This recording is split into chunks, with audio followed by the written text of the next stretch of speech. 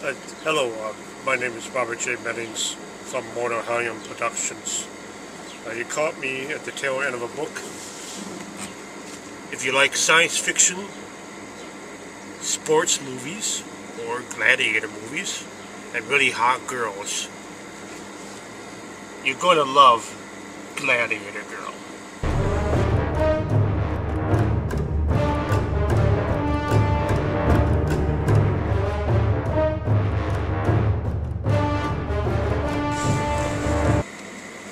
The book is written by my friend Bob Watson, or that's R.H. Watson, that's written here.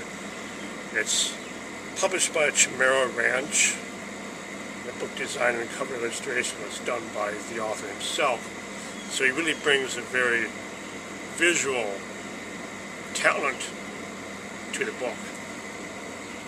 And I can't quite call it science fantasy because the author does bring enough science and enough science explanations to really create a very plausible, very believable background for his science fiction novel.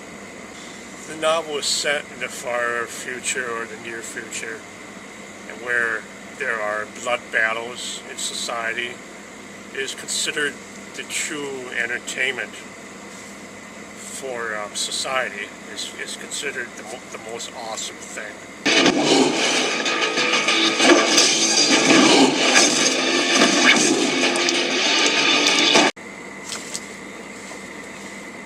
What the fuck was that?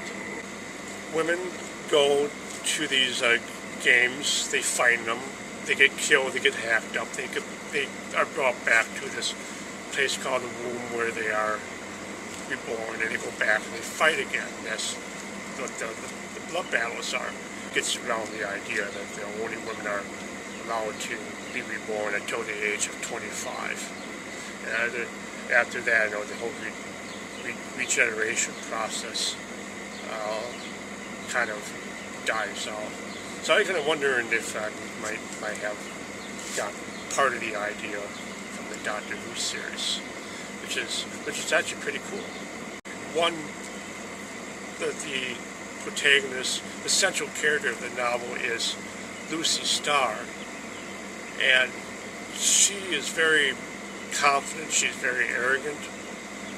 She likes swords, but she also suppresses a kind of a dark secret since childhood. So when she sees her brother again, that kind of memory kind of comes back to her like an avalanche, like a hurricane to her. And the book really takes an interesting turn to a string of events. But I thought it was a good character development for someone like Lucy Starr. One of the interesting things about the book is the author gives very general descriptions of the women in the books. He doesn't give anything real definite, no real detailed descriptions. As Bob pointed out to me in one of the conversations, he wanted to leave all the imagination to the reader. So he leaves all the descriptions of women up to the reader. So it's up to the readers to visualize for themselves, to judge for themselves. So they could be Swedish, they could be Native American, they could be African American. I know what I'm thinking of when I'm reading that book. You got the tooth of the hydra upon you. Your dirty sweet, you're my girl. Get it on, and I'm gonna get it on.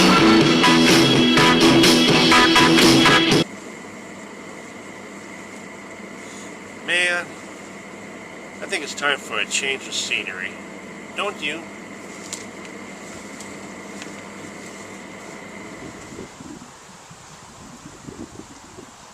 One of the more interesting things about the book is the theme of the dysfunctional family.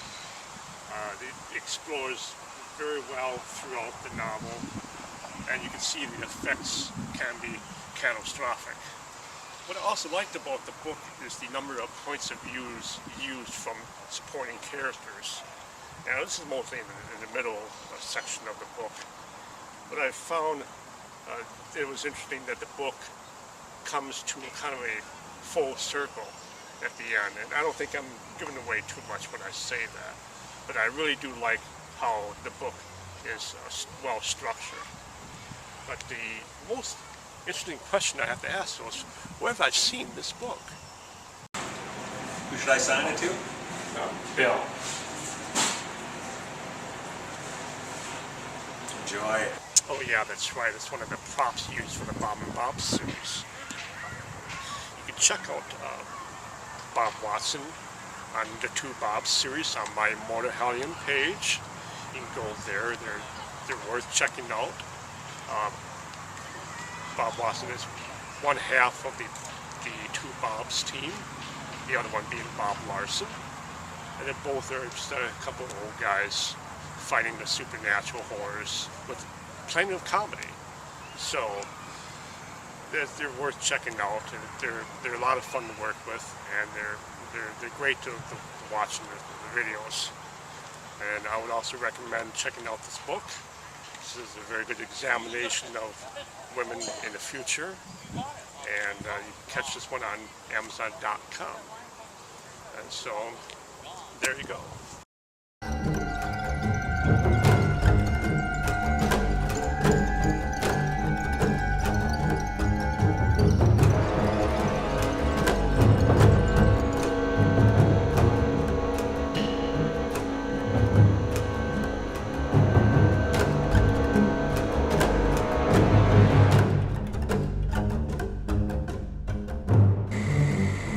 Hey, enough of this. Getting out of here.